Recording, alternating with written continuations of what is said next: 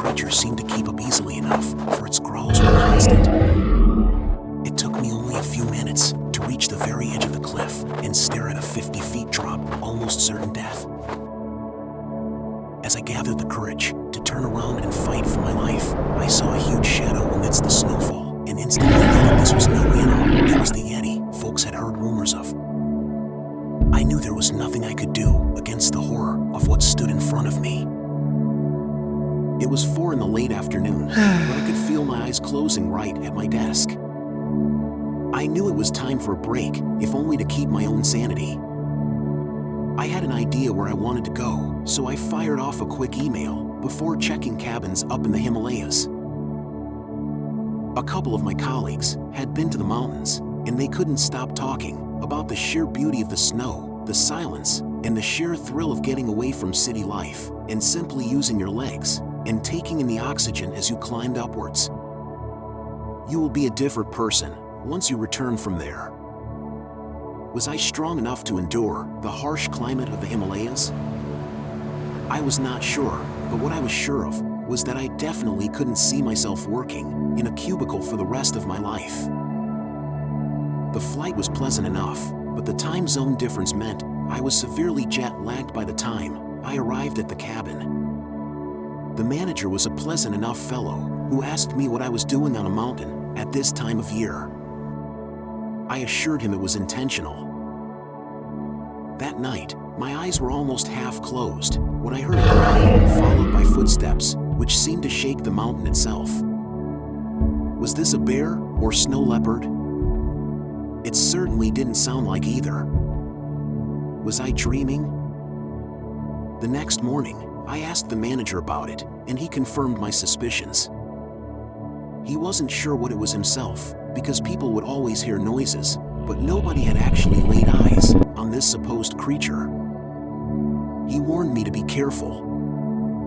The creature was most likely to be seen in the higher altitudes. If I did actually come across it, in his own words, you don't really stand a chance.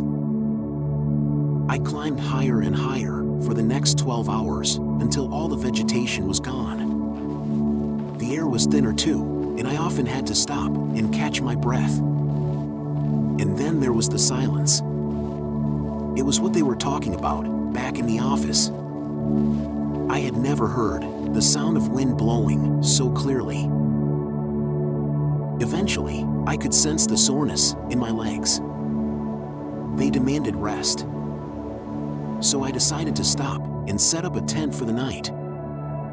Scraping together some logs, I lit a fire that I hoped would last me through the night.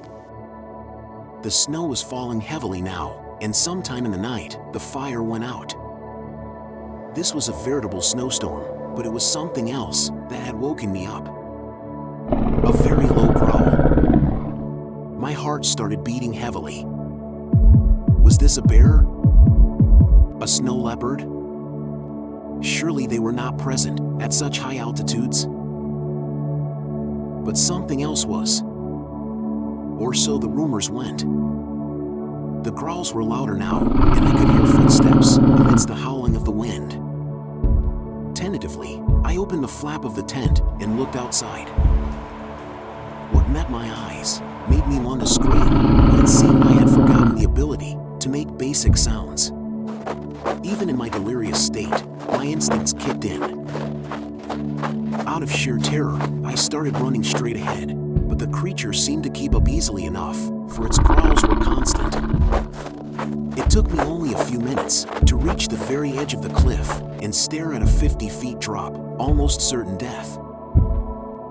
As I gathered the courage to turn around and fight for my life, I saw a huge shadow amidst the snowfall and instantly knew that this was no animal. It was the Yeti folks had heard rumors of, yet never laid eyes on. I knew there was nothing I could do against the horror of what stood in front of me. My brain and body both seemed to shut down as my eyes closed. When I woke up in the hospital, I could hear the doctors talking. They were certain I had hallucinated the entire thing. They said something called hypoxia had kicked in, which I later learned meant a lack of oxygen. But I knew what my eyes had seen. I had faced a monster and cheated death. My friends were right. I was a different person now and forever. This is an original story by Chills, Thrills, and Blood Spills. If you like the story, please hit the like button and subscribe for more stories like this.